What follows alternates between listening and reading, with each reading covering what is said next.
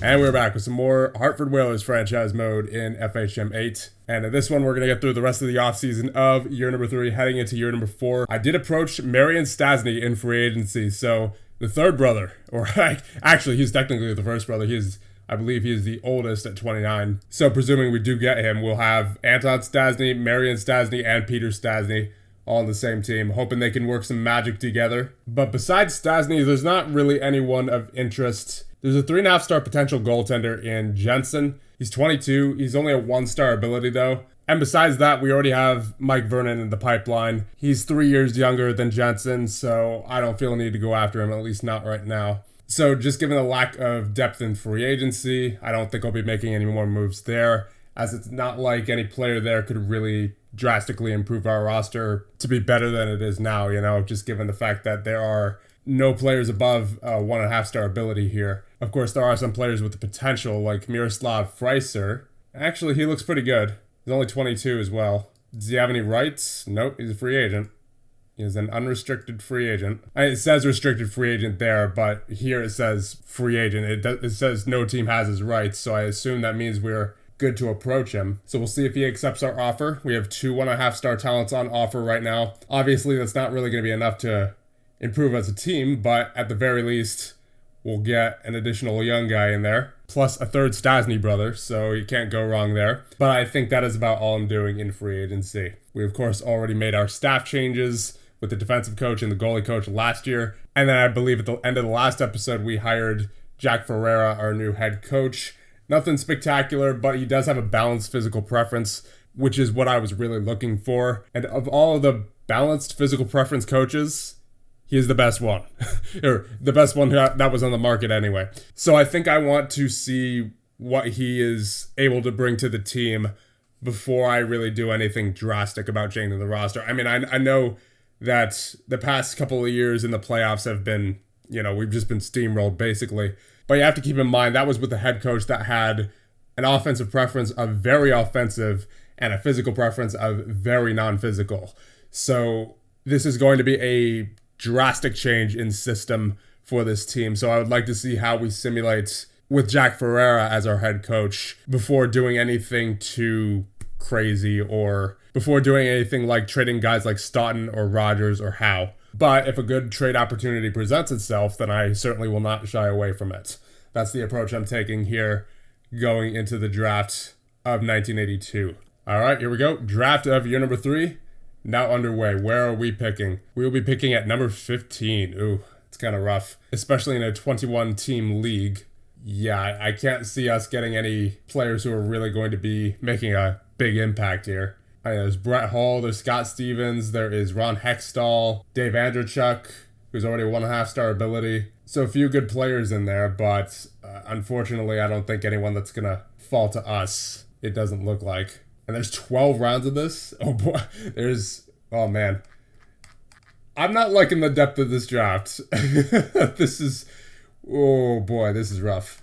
This is some rough stuff here. All right, well, nonetheless, let's see who was available for us at pick number 15. So Brett Hull goes number 1 to the New Jersey Devils. Scott Stevens to the Toronto Maple Leafs. Then you have Gary Sutter to the Winnipeg Jets. Phil Housley to the LA Kings. Rick Tocchet to the Calgary Flames. Doug Brown to the Quebec Nordiques. Brian Bellows to the Pittsburgh Penguins. Tony Granato to the Detroit Red Wings. Tomas Sandstrom to the Vancouver Canucks. John Cullen to the New York Rangers. Randy Wood to the Buffalo Sabres, Dave Ellett to the Washington Capitals, Ron Hextall to the Chicago Blackhawks, and Ray Ferraro to the Minnesota North Stars. So it appears the best player on the board right now is Dave Andrechuk, 18 years of age, 1.5-star ability, 2.5-star potential, 6'4", so pretty big forward, very injury resistant. In fact, he is sturdy, so I do not expect any injuries out of him. Or maybe if he does get injured, then it should only be like once every 5 years or something. Let's see what he did last year. Yeah, 161 points in 68 games played in the OHL. Great offensive category. Screenings at 18. Getting open and passing are at 16. Shooting accuracy is at 17. So overall pretty good there. Positioning is at 17 as well. That'll definitely help. Wish his mental category was a bit better, but overall looks pretty good. pretty good defensive player here in Ron Sutter. But I think Andreychuk is by far the best pick here because he's got the positioning too. So he could be potentially really good offensively and defensively. And he's got a special ability too. This player is exceptionally good at getting control of rebounds surrounding the opposite goalie. Yeah, Dave Andreychuk, welcome to the Hartford Whalers. So let's advance to our second round pick, which is at number 36. And, oh, I thought that was Ron Sutter there still. No, that's Rich Sutter. Ron Sutter was taken at number 16 by Edmonton. Looks like this guy's a grinder. Got that hitting and checking up there. 18 and 16 respectively. Positioning's at 14, so that's not bad either. Yeah, he's definitely got the ratings of a grinder. He's up there at 18 for grinder. But is he the best option? I don't know yet. Let's keep looking.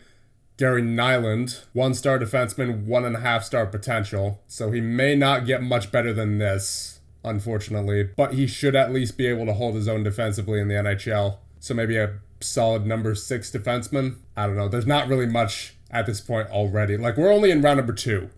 We're only at pick number 36. And there's only like 6 1.5-star potentials left. Everybody after that is just not there.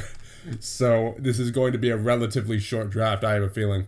Yeah, even looking at everyone's ratings, like there's not much that's impressing me here. Besides maybe Rich Sutter being that grinder. Pat Flatley's pretty good too, with that 16 positioning. And then Gary Nyland. But other than those 3 players, I don't think there's anyone else who I'm really interested in here in this draft, to be honest. Another weak draft here. Flatley's a winger, Nyland's a defenseman. I think I'll take the defenseman in Nyland. Welcome to Hartford. Up to round number 4 now, there is 1.5-star potential left in Yuri Khmylev. I know I butchered that pronunciation, but whatever. Oh man, those are some rough ratings. Yeah, so even though he's got the potential there, he's the best potential available, but I don't know. I think I might just skip the rest of the draft here because this is rough stuff. All right, I guess I'll just take him for the potential, but after this pick, I'm just going to simulate the rest of the draft. Nothing's like, this draft is weak. And it didn't even go the entire 12. There wasn't enough players to go the entire 12 rounds. It just went up to pick 201 at the end of the 10th round. Could they even finish the 10th round? I don't think they even finished the 10th round. No, they couldn't. Because how many picks is that in the 10th? That's 1, 2, 3, 4, 5, 10, 11, 12. Yeah, they couldn't finish the 10th round. Because there wasn't enough players in the draft. Literally every player got taken. All right, so with that, I think I'm going to sign Dave Andreychuk. He does look basically NHL ready. His offensive ratings are, that's second line material at least. Defensive ratings pretty solid. I mean, he can hold his own for sure, especially with that positioning at 17. I don't see any reason why I shouldn't sign him here. So Dave Andreychuk, let's see what he's asking for. He's asking for $150,000 for 3 years. Hopefully he can make a difference at some point soon, because we definitely need it. All right, so we have gotten all of our players signed here. We got Freiser, Andreychuk, and Marian Stasny. Bernie Nichols is coming back at some point this summer. And like I said, I would like to see how this team simulates with a new head coach taking the reins. And if we don't get off to a good start, then I think at that point we can start thinking about trading away Staunton, Rogers, Howe, all those guys. Obviously, Coffey's going to be staying. I think out of all the players on this team, he is the one untouchable. But if we do get to that point and we need to start selling players, basically everybody else is on the table for a trade. So I think with that being done, we can advance to the start of year number 4. And inducted into the Hockey Hall of Fame are Bobby Orr, Andy Bathgate, Harry Howell, and Ed Giacomin. Andreychuk's already a 2-star talent, so that's just from off-season growth there that he has made his way to 2 stars. All right, so we're at the end of the preseason now, and thought we would check specifically in goal since that is where we struggled last season for sure. And some very good performances, specifically out of Davidson with a .918 save percentage, and then Garrett with an .885. Overall, pretty good performance in the preseason. We lost 2 and won 4. Won games against Winnipeg, Minnesota, Buffalo, and Vancouver. So with that, I think we'll advance to our first regular season game on October 11th. So unfortunately, I did have to put some players on waivers. Jordy Douglas was one of them. He was claimed by Edmonton. I also had to put Steve Alley on waivers. He was claimed by Buffalo. Marty Howe, unfortunately, was also claimed by New York. And Dave DeBall claimed by the Maple Leafs. So we did lose some depth there. That is unfortunate. But this will be our roster going to the start of year number 4. Not as many 1.5-star abilities now on the roster as there were before, so that's certainly a good sign. That means players are growing. So let's take a look at our final roster. In goal, you have Davidson and Garrett for the time being. Like I said, we'll see how they simulate. They seem to do great in the preseason, but we'll see what happens with a full season of this new head coach and their new goalie coach that we got last season. On defense, you have Mark Howe, Paul Coffey, Gordy Roberts, Al Sims, Al Hangsleben, Tommy Samuelson, and Norman Rochefort. And at forward, you have Staunton, Rogers, Hagman, Pedersen, Stasny, Andrechuk, Carroll, Nichols, Poulin, Kissio, Stevenson, and Freiser. So that being said, I think we'll advance a month or two and see how we do. Oh, okay, so now we're getting to the point in the NHL where there's actually 12 forwards dressed. Up until this point, it's been 11 forwards. Oh, no. Oh, no. Mark Howe with a lacerated kidney for 8 weeks. At least Rochefort's coming back, but I can't even take him off the injury list for another 6 days. All right, so we're on December 1st, and we are 10-9-5, so we're not in a bad spot. I mean, we are in the playoffs. We're second in our division. We're fourth in the conference. So I think we'll make the playoffs just based off how the conference is shaping up right now. But I just wish that we had the talent to compete with a team like Montreal, because this is just an absurd team, man. So I don't know. I kind of want to rebuild, but just the fact that we're in fourth shows that this team has already pretty drastically improved. It's just that we're sort of in a strange spot because we're obviously good enough to make the playoffs at this point, but we're not anywhere near good enough to be competing with Montreal on a regular basis. And that's undoubtedly who we're going to be running into in the playoffs if we even have a hope of winning the Stanley Cup. So I don't know, it just feels kind of weird because especially with the way the league is set up with only 5 teams missing the playoffs, like almost every team has a chance technically, but it's just a matter of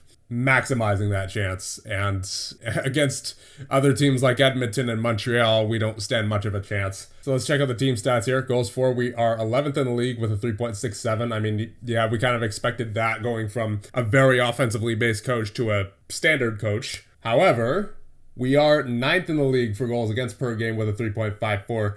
So still not where I'd like it to be, but we are in the top half of the league. That is definitely an improvement. So I will take it.